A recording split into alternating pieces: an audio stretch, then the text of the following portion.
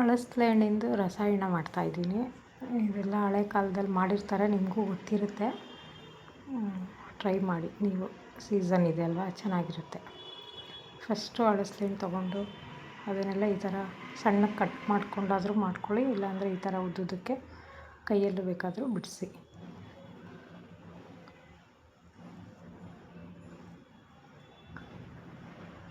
ಇಲ್ಲ ನಿಮ್ಮ ಅನುಕೂಲಕ್ಕೆ ತಕ್ಕಂಗೆ ನೀವು ಹೆಂಗೆ ಬೇಕಾದರೂ ಹಂಗೆ ಸಣ್ಣಗೆ ಕಟ್ ಮಾಡ್ಕೊಳ್ಳಿ. ಆಮೇಲೆ ಹಣ್ಣಾಗಿರೋ ಮಾವಿನ ಹಣ್ಣು ತೊಗೊಳ್ಳಿ, ಅದು ಹಂಗೇ ಉದ್ದುದಕ್ಕೆ ಕಟ್ ಮಾಡ್ಕೊಳ್ಳಿ.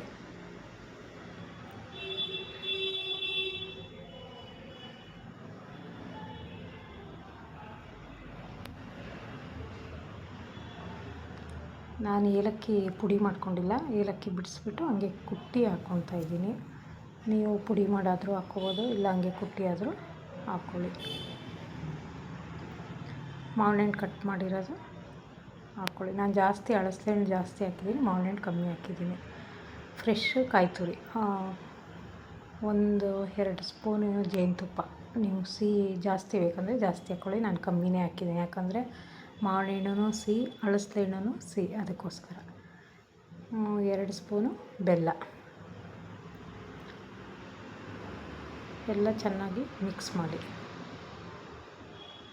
ಚಪಾತಿ ಜೊತೆಗಾದರೂ ತಿನ್ಬೋದು, ಇಲ್ಲ ಸ್ನ್ಯಾಕ್ಸ್ ಥರ ಹಂಗೇನಾದರೂ ತಿನ್ಬೋದು. ತುಂಬ ಟೇಸ್ಟಿಯಾಗಿರುತ್ತೆ, ಚೆನ್ನಾಗಿರುತ್ತೆ. ಎಲ್ಲರೂ ಒಂದ್ಸರಿ ಟ್ರೈ ಮಾಡಿ. ನನ್ನ ಚಾನಲ್ನ ಸಬ್ಸ್ಕ್ರೈಬ್ ಮಾಡಿ.